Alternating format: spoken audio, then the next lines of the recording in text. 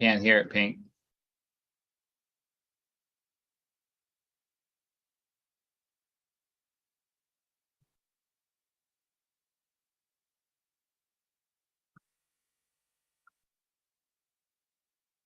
Were like kind. Are you telling me that you have a way to defer the tax situation there? Is that what you're telling me? Yes, absolutely. Yes. And so the first one I was referring to is a 1031 exchange, which only applies to investment real estate. The second one I'm referring to is called a deferred sales trust. A real eye opener to see that there are ways that people can use the regulatory framework, if properly structured, to invest 1031 exchange dollars in things that you would not think were like kind to what they exited from. So it was very impressive. I got to say, you are the first one I've seen pull this off, and I'm pretty hesitant to believe in a lot of these kinds of things. So it's a major feat for me to say, wow, this actually really worked, and it was really cool. 1031 is a way to shelter your income when you sell the thing.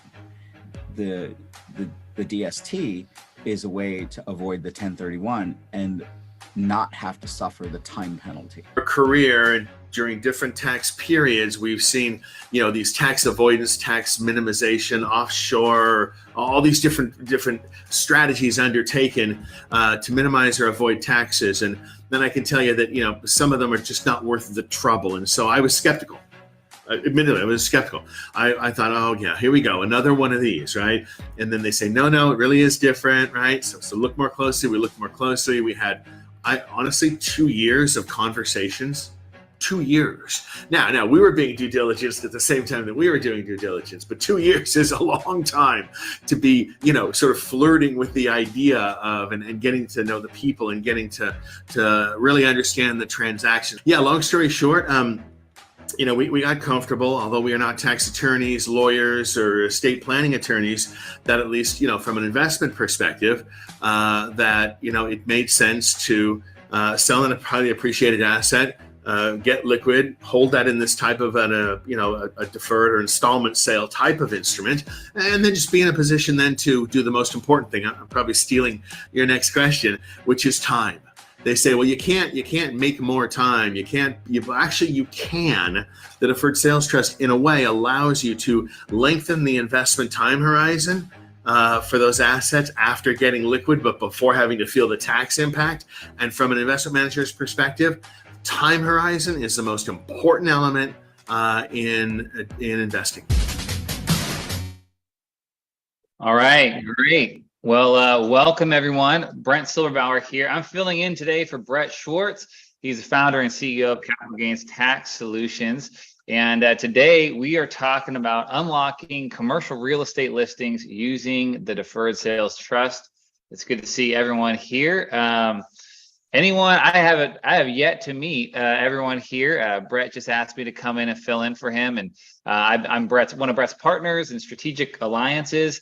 And I've been working with him for exit strategies for highly appreciated assets, mainly real estate. I'm a commercial real estate agent, and to help them to exit without the use of a 1031 exchange using a deferred sales trust. So we got a bunch of people in here. Hey Taylor, how you doing? Jake Carpenter, good to see everyone here. I'm just curious, is there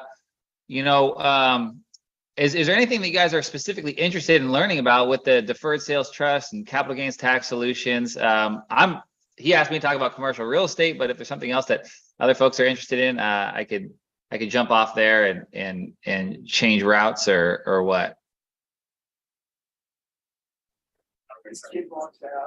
Brent. Hey Pierce, how you doing? What's up, man? I'm good, brother. Good to see you guys. Okay, well, let's just jump right in. Sometimes the best way to talk about things is just kind of sharing some case studies and things that I'm seeing that has been really great. Let's see, I'm going to mute you, Pierce, there. So basically, one of the things that I've been able to help some folks with in terms of providing solutions with capital gains exit strategies is with real estate investors who own a portfolio of smaller multifamily or single family homes. Okay. So there's some folks that I work with, and they do well either in the tech sector or they have a business or whatever it is. And so they'll buy a house here, they'll buy a rental property there, a duplex there, maybe 3 year, and they'll carry this on, so forth and so on for 10 years, 15 years. And all of a sudden they end up with say 50 different houses, right? And they're all rental properties. Well, then they basically become a landlord. They have 50 different water heaters, 50 different roofs, 50 different landscapers. They have this huge portfolio of a somewhat complicated asset. And they want to trade that into a large multifamily, maybe a triple net or some other easier to manage, larger asset. But they hit a big problem in that to do a 1031 exchange well, the timing to sell, let's just say, for example, 50 different small properties and line it all up so that you're closing in the right time frame, that you have 45 days to identify and 180 days to close on all these different transactions is extremely difficult to do.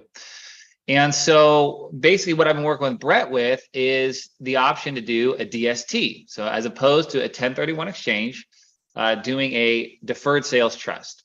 And this allows us to defer 100% of the capital gains on those appreciated assets. It allows us the time strategy and the ability to sell one house and then another and then another and then another without the 45 days to identify 180 days to close, all those time constraints, which is fantastic. And so they're able to go over a 6 months or a year-long process, sell all these smaller assets, put everything into a trust, and then on their time frame, go and purchase a large asset. They can go into REITs or different funds or things like that that are more passive and give them the time freedom and the ability to have the I guess just the creativity and to not be rushed by these different time constraints that are in 1031 exchange. Okay, so that's been a great tool to use to solve some of these folks' problems. And so I'm looking at everyone out here. Do you guys have, some of you guys are financial advisors, some are real estate agents. Does anyone know any situations like that would be helpful, or a scenario where someone owns a bunch of smaller assets and they're having a hard time trading up into larger or more liquid assets? Anybody? All right. Well, okay. So that's great, and that's just one way to do it. Another thing that I've seen that has been helpful is unlocking. So the title of this whole series here is, or this one Zoom is unlocking commercial real estate using the DST. And so one of the things that is great is that not a lot of people know about the ability to do a deferred sales trust. And so a lot of people think, even if they have a larger asset, we're working with a guy, large multifamily, $15+ million asset, and he has the mortgage on that, or the debt on that in the next year is going to increase dramatically. And there's a ticking time bomb from what a lot of analysts talk about in multifamily, where you have these adjustable loans. They have 3 years fixed, and then it goes to prime plus 2%, where their interest rate goes from 3.5% to close to 7%. And when you have those large loans, $5, $7, $10 million loans, that can be devastating for your cash flow. And so what they find themselves in is a situation where they have to sell, they have to trade out of it, but they're selling and going into the same exact market. And so what the DST has allowed us to do is to have a strategy where, hey, you could sell today, go into a diverse amount of different funds. So say there's a $10 million in equity, you could put in 10 different things. And have the ability to have liquid assets, different funds where you can get out in 30 days, or different REITs or different stocks, all kinds of different liquid assets. It doesn't have to be like kind. It doesn't have to go from one multifamily into another commercial real estate deal. It can go into funds and other things that are more liquid. And this allows them to sell now when they have before their debt changes in an okay market. It's not a blazing hot market like it once was, but it's not terrible, or could be what could be a much softer market with interest rates and everything. And then be on the sidelines and hold it for 10 years, 5 years, 2 years, out of the commercial real estate market, and then the ability to come back in when things could be potentially softer. So any questions on that? I mean, I got a bunch of folks listening here, or any applications that you guys feel like this could work for you guys in? Anyone in commercial real estate trying to add deals, transactions? Okay. And then has anyone done a DST in here? Is closed on a property using the deferred sales trust and had a good experience with it that you could kind of share your story at all? Looking at Pierce, any of the Jakes, your experience? Okay. All right. Well, anyways, so great. Pierce, you want to say something? Oh, I can help you out. Yeah, so we are at the DLP Capital event right now. yeah. It's actually lunchtime out here in New Orleans, but it's been an awesome conference. DLP Capital is one of our strategic alliances. And one of the cool things that we're doing now is they have a bunch of different funds that are earning 10, 12, percent on some of their housing funds and development deals and all that kind of stuff. So there's just a bunch of operators out here, and so on and so forth. And actually, that guy right there, who's eating, is one of the financial advisors as well, who's pulled off just recently a $17 million billboard sale. And one of the things that he said yesterday while we were doing kind of like our in-person mastermind was that, it was so complicated on the outside, but then like once we did it, it was just so smooth. And so I think that really kind of goes and just speaks to the power of having a team that's done it, all over. And don't be intimidated by the fact that, it looks complicated on the outside, because that's what we're here to do. We're here to help you navigate through that, and just really simplify it for you. And so that's the huge benefit of having the team, who's had the work and done the work like we have. So it's been awesome. Yeah, great. Any good insights there at the DLP Capital event? Oh, look at this guy right here. Look at that guy, dude. He's sick. He's like a fish just caught, man. Hey, What do we got on there? Oh, That's good, man, dude. Well, there's Jake. Oh, look, Jake looks good. Look how good he looks. Jake does look good. I haven't heard Jake speak one time though. Look at that. He came out for all the stuff just for us, Jake. We feel honored to have you looking so dapper. I dressed up just for you guys. I put on a tie. This is like a once a year event, so enjoy. It won't last long. Can't hear a word you're saying, but Yeah. No, absolutely. It's good stuff. So we were just going over Joe's deal actually. okay. The $17 million billboard deal. So we were just saying how, he was saying complicated on the outside, but once they did it. Jake Carpenter, yeah. And so how much easier it was. Yeah. Now that we're, doing it, and how easy the team made it. Absolutely. And everyone's loving the tactical shirt here too, by the way. I literally just walked around. It's like a billboard. Like, hey, what's that?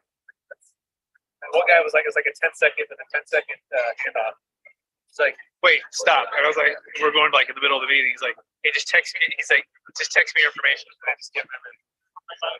But Hey, Brett, well, while we have you here, you want to share a deal story of maybe someone going from a DST into DLP Capital? That seems to be such a good 1-2 punch. I love those guys over there at DLP, but maybe you could share just a quick story of that combo. Yeah, absolutely. So DST into DLP Capital. So there's been many of those. In fact, gentleman that's sitting over my left shoulder now, he just closed on his second asset. He sold a business, and it's actually a deal Jake Miller and I. And they are out of Colorado. And he and his wife owns a business, and as of about a month ago, they sold that business. It was about $2.5 million. They had no base. It was actually it's going to be hit with a very high tax. They also operate multi properties, and so it's 70s. Like anything, looking to get rid of the toilet trash liability, looking for opportunities to hire some. What we loved about real estate was it's hands-on, get the cash flow, but they didn't like all the active day-to-day. So part of what they wanted to see in their investment at the DST was that people were also active hands-off, but they didn't produce themselves. So I introduced them to DLP Capital, and a lot of those course of about 90 days or so. They love the lending fund, the flexibility with the basically get out with about 30 days, so about 10% average, as well as the housing fund, which is doing like 6 to 7 average per year. Pretty cool. So long story short, they sold their second asset to the DST as of like a couple days ago. Right now we're actually getting Big Miller allocation for percentage of the fund. And the other funds are actually DLP lending fund, and they were working on some of their housing fund. They also just told me today they have an extra $3 million that's just sitting on the sidelines outside of the DST that they're probably going to putting in a lot of the DLP. So I think the biggest things for DLP, what they love about them is the no like and trust track record. They're very transparent. They're hands-on. They have these amazing events like this where people are meeting and build well. And so all of these things are why it's cool. Is that a good share, Brent? Or any nuggets to pull to that? Yeah. Thanks so much, Brett. I really appreciate it. Definitely. So yeah, Brett, you're kind of breaking up just a little bit, but I can make out a lot of what you're saying is that, DLP is they're asset manager. They invest in a lot of real estate. They do hard money loans, all kinds of different things. And they just had a long track record. I think they have about $4 billion under management, if I'm understanding that correctly. Great 5 now. Okay. So great track record of giving great returns for clients. The housing fund, which is investing in the housing shortage in America, was returning, I think, on average 20+%, something like that. Is that right? And then they have a lending fund where they're lending on different things, and that was returning anywhere from 10 to 12%. Is that about right, Brett? And the great thing about that fund is that you could exit out of it in 30 days. So it's fairly liquid. And so that allows you to take your money out, get that 10% return. A lot of times when we do the calculations on return on equity for some of these guys who are holding multifamily assets, I mean, their return is, maybe 6-7% cash on cash return. So not only do they not have the tenants, the termites, the trash, are we going to do remodels? Oh, we got to do the roofs. All these decisions, which takes their time and energy off of, whatever they want to be doing and onto repairing, real estate. And it allows them to have that time freedom. It allows them to have that freedom in their mind to focus on what their business or whatever else it is, and have a greater return, a greater cash on cash return. So we're doing the math. We're putting up together spreadsheets. We're saying, hey, look, you could hold this asset, which with a debt that's going to increase in 1 to 2, 3 years, or you can trade it into, DLP Capital, lending fund, housing fund, whatever fund you want. The return on your cash on cash return is going to go up. We're going to get you more cash flow. We're going to have less problems that you have over here. And it's more liquid where you could trade out of that and go back into real estate whenever you nailed it, Brent. Especially for anyone in California is looking at cap rates that are still really low, and you're looking at huge appreciation. And there's the whole Sun Belt shift been going on for years, but it's even more dramatic, I believe, as policy and taxes continue to increase. For people moving to the Floridas, the Tennessees, the North Carolinas, and Texas, And that's going to create even more opportunity for housing to grow there and rents to grow where they're not in rent control states. So all of these things are pointing towards why you want to diversify and get out of highly appreciated assets, especially in tax exempt, such as Sacramento, Chico, in the Bay Area, Southern California. You want to sell high, defer your tax, pay off your debt. Then if you can increase your cash flow, you can go to first sale trust, you can increase cash flow by 30, 40, 50, 60%. Right? And it's incredible to see what your NOI is now versus what it would be with the deferred sales trust. And all the while lowering your risk. Now, it does take getting to know us, getting to know DLP Capital, getting to know what options are available. But once you understand the power of the DST with proven operators who have tremendous experience and a track record, culture, and leadership, it's really part of why we're events like this, to learn from those other operators across the country. So those are some of the cool things there. So I'm going to pass it back to you, Brent. I got to get back to a lunch meeting with another potential client who looks might be closing on an asset with us. So that being said, Brent, thanks for filling in. I'll pass it back to you, brother. Thank you, Brett. Appreciate you. All right, cool. Well, there he is, the man, the myth, the legend himself. And apologize for my casual Friday attire. We got Jake over there looking like $1 million. You know, Brett's like, hey, just jump on this Zoom, run this. And so I wasn't expecting this, but it's good to be here with you guys. Any questions about kind of what Brett said and some of these strategies? I mean, are you guys familiar with this? Is it new to you? Give me a little bit of feedback here. Anybody? Hey, Brent, how's my comm here? Can you hear me okay? I can hear you just great. Excellent. Wonderful. Well, I know that Tyler here in the group, we've discussed a few different options with him. I know the big side discussed. One of the big and important things is, hey, if we jump in to this opportunity to sell, and it might be the biggest transaction we've ever had in our life, right? What are we trading that for? Meaning, what is our actual objective with the money, with the cash, with the liquidity that we have? What are we going to invest in?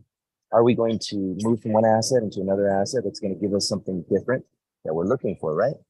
I know that, Tyler, we've had a lot of conversation about that, but also other people here in the group, Jake Carpenter, you know, a lot of times as financial advisors, we meet with people and it's all about what is the goal behind the asset or what is the goal behind the investment?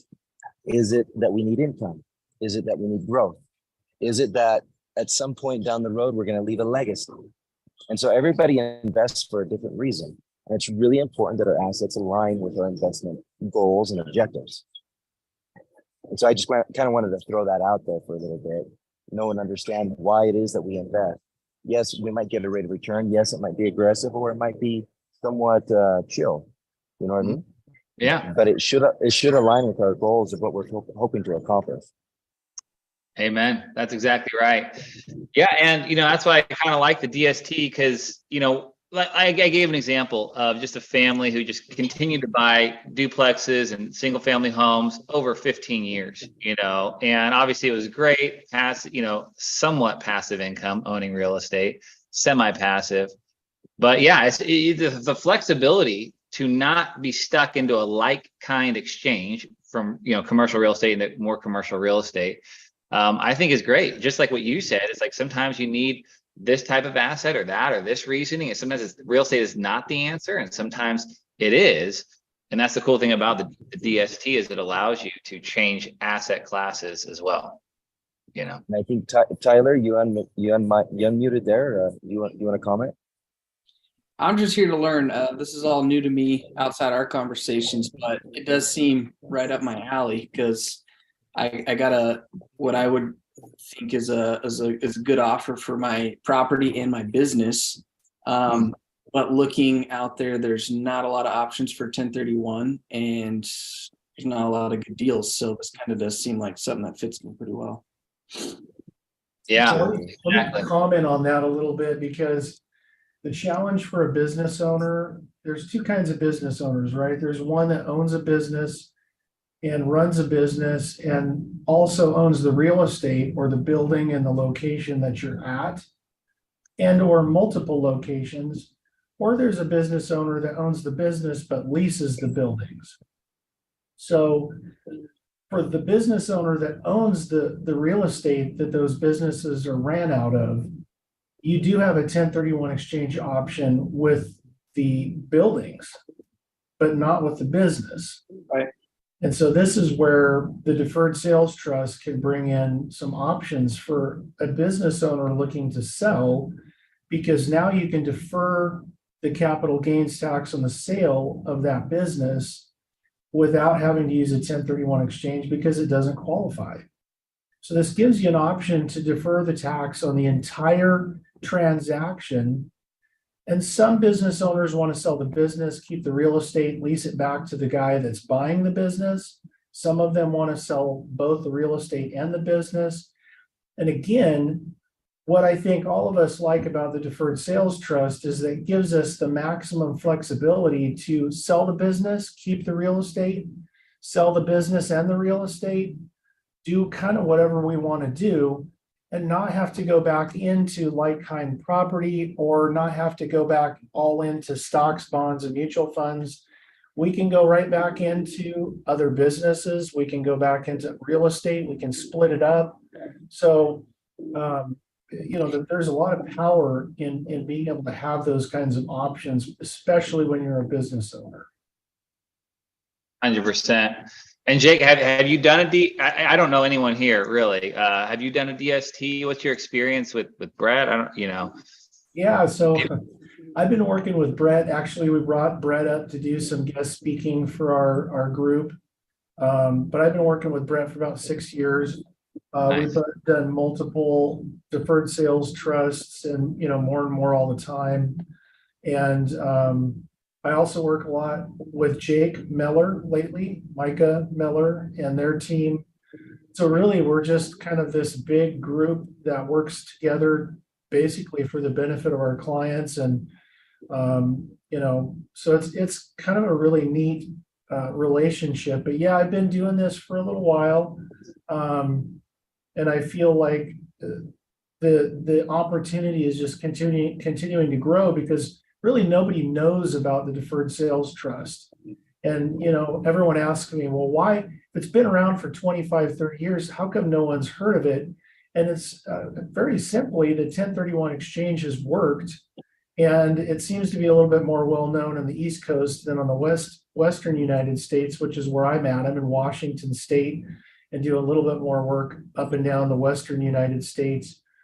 But yeah, I've been working with Brett for a while, and this has been a really powerful tool for me to help my clients and diversify out of really over concentrations in specific kinds of asset classes and specific geographic locations. Awesome. Yeah, great. Yeah. Yeah, and in commercial real estate, you know how it is when you engage that 1031 exchange, how stressful that is, and the 30-day options and the 40, and and you're selling in the same market. So if you sell at a 4 cap, oh great, I got a 4 cap. Well, everyone else is, in that same, you're going to buy a 4 cap. The ability to sell in one market, wait, diversify, kind of have you more liquid and get back in at your pleasure. I think it's such a powerful thing that I don't see that in any other. I don't see any other ability outside of that DST to do that. Do you? Recently, I just had a conversation with a gal out of Wyoming who's a younger gal, and she has a really great, real nice young lady, nice about $7 million portfolio of real estate. And it was interesting where we went with the conversation, because the conversation for her was, I really like the idea of selling. And after she services the debt, she'd have about $5 million of proceeds for the deferred sales trust. And she says, Jake, I just would love to just kind of hit pause for a couple of years and then kind of reevaluate and decide whether I want to go back into actively managing real estate. And I says, well, okay, well, tell me about why that is so appealing to you. And she says, well, I'm pregnant with my second child. She says, I'd like to take, maybe 5 or 10 years and focus on the kids. And then at the end of that time, would there be a way for me to get back into actively owning real estate? And the deferred sales trust can give her that option. She can sell She can move into diversified real estate syndications, not necessarily be all in the stock market. And those syndications generally have a 3-year, 5-year, 7-year, 10-year hold. They cycle through. Meanwhile, they're just paying income. So she's just taking in income over time, no trash, toilets, tenants, liabilities. And then we can pop our heads up 8 or 9 years down the road and go, hey, what does life look like for you now? Would you like to take, now that these syndications are turning over, would you like to take this capital and maybe redeploy up to 80% of what's in the trust through? So what we do is we form an LLC. She becomes the general partner and the trust becomes a limited partner, giving or lending the proceeds, providing the proceeds to go and do some of those actively managed ventures. Should she decide in 8 or 10 years, she wants to go out and kind of do it herself, the trust provides that kind of option for her to do that as well. Or she can just say, hey, I just like to stay passive, but you can always turn it off or turn it on as far as passive and active whenever you want and continue to achieve deferral. Mm-hmm. Yeah. Now with the depreciation, that method that you just said, the 80-20, going into LLC, going back into actively owning real estate, you get a new depreciation schedule. Is that correct? Absolutely. And that's one of the powerful tools that allows you to take advantage of. Yeah. So you can depreciate an asset down, correct? DST, and then form a new LLC and put 80% of the trust funds can loan to that LLC to go, and you're the general, and then the trust is the limited partner. Is that right? And then basically go buy another asset and then have a brand new depreciation schedule, correct? Correct. Yeah, that's unbelievable. I mean, I don't know anything else like that. But we can't achieve that through a 1031 exchange because the depreciation schedule follows us. So yeah. I mean, wow. Yeah. So it's pretty powerful. It's powerful. I mean, it gives you the flexibility and the freedom, just like, let's see, Jake was saying, to do what's best for the client. You don't have to trade into another piece of real estate. You could analyze the current life situation and suggest, whatever fits that situation.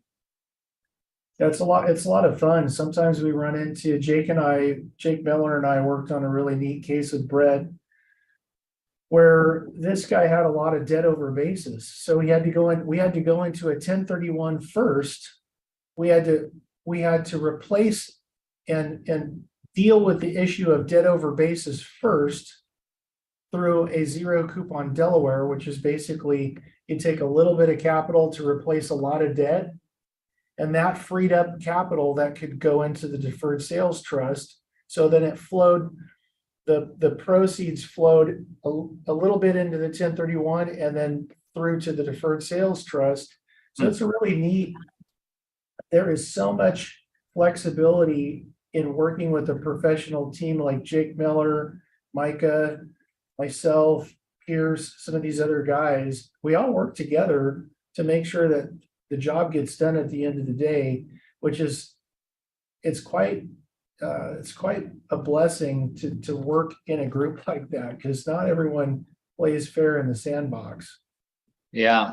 It allows you to enter into this kind of infinite universe of creativity, I feel like, where you're not kind of in this 1031 box, but there's a lot more flexibility and creativity. Thanks for sharing. I love those stories. And it's good. It's good to meet you too.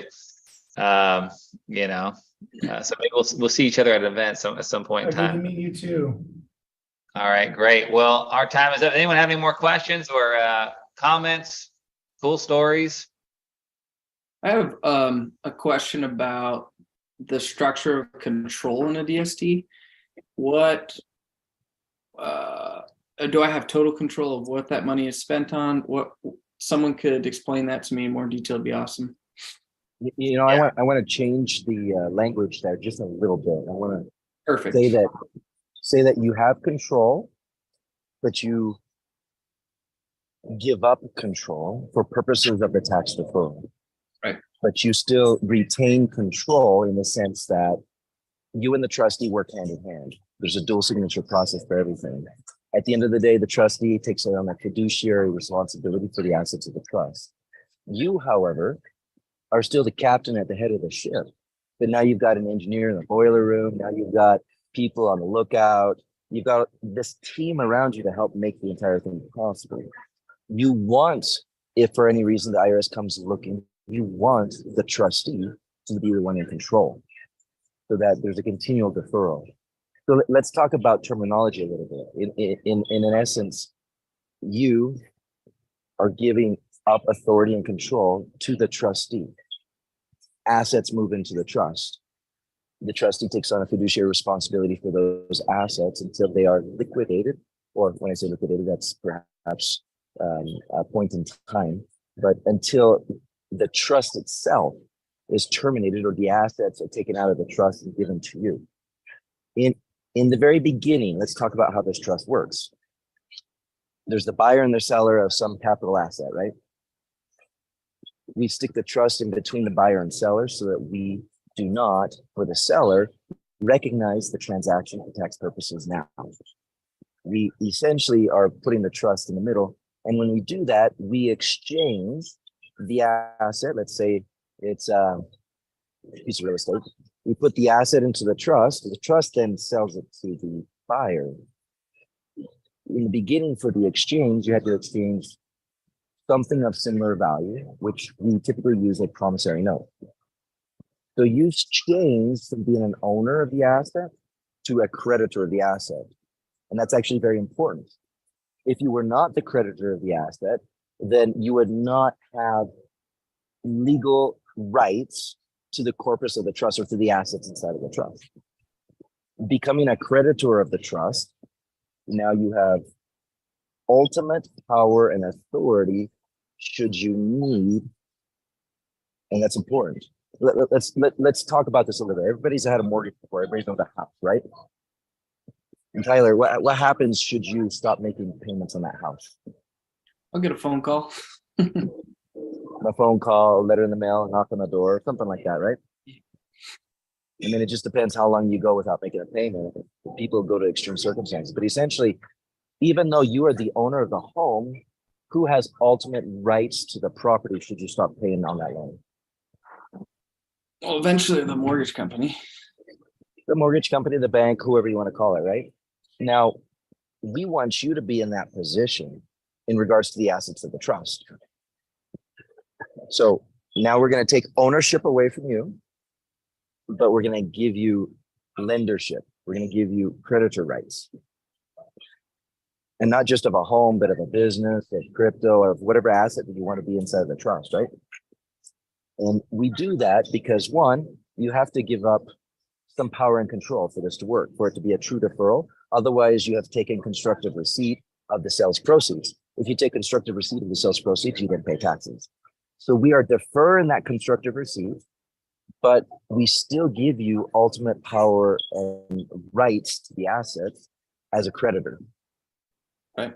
And so that's incredibly important. But and of course, as we've all mentioned, now you're part of this great big team. Oftentimes you work with the trustee. Sometimes you work with different financial advisors, what have you, so that you can have the very best deals brought to you that are possible. But the structure of the trust, if I were to break it down one more time and just say it again, but ultra simple, I would say you have this trust. We move assets into the trust. The trust then sells the asset. The trust receives the proceeds. Inside of this trust, or this candy wrapper, so to speak, you can buy and sell like a 401k. You can buy and sell all day long, and you're not going to recognize any of those transactions for tax purposes. Because now, because of an and you mentioned some sort of dual signature process, there would be nothing could get done without my signature. Is that correct? That's correct, because you are the creditor. You, as the creditor, have to approve of a change in the assets inside of the trust.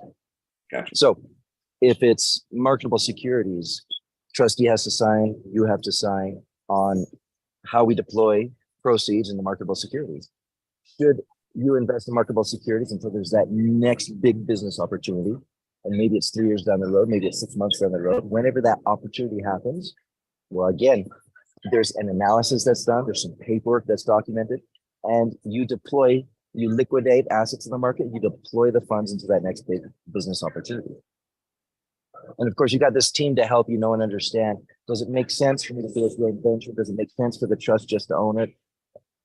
There's a lot of different ways that the trust can dovetail in on all these deals. And that's why you've got this team around you to help you know what is the best and most preferred method to optimize the purchase, optimize cash flow, optimize tax flow. Gotcha. It's Not not every deal is the very same. common that both people don't agree on something. If I wanted to go sign a business and the trustee goes, that's not a great idea, I don't want to sign that. That's not happening very often. That almost never happens unless, you know, the client wants to do something illegal, then the trustee says, no, you can't do that. Gotcha. So some kind of extreme circumstance, or if the trustee sees maybe a risk that the client is not aware of, the trustee sees maybe another opportunity in the same type of investment that the client wants, the trustee doesn't ever put down the brakes. He might pause something, he might bring something to your attention, but the trustee doesn't stop you from doing what you want to do. At the end of the day, the creditor has to approve of all asset changes inside of the trust. Cool.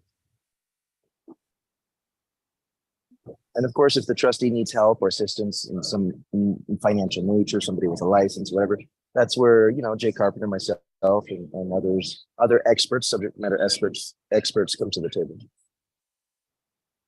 Right on. We got people like JC here in the room, Micah, who's an insurance expert, and we got Casey, who's a tax expert. You know, it takes a team to help people achieve something of this magnitude, where literally people are saving hundreds of thousands of dollars in taxes. Yeah. Yep. Anyway, Brent, what do you want to add there? No, that's great. Yeah, you have a friendly arm's length trustee. So they're friendly. They have to be arm's length to keep that taxes, but you know, they're there to serve you, basically. Okie doke. All right. Well, this is great. Thanks everyone for coming. I'm going to shut it down now. But we appreciate it, and we'll see you guys all next time. Have a good day, everybody.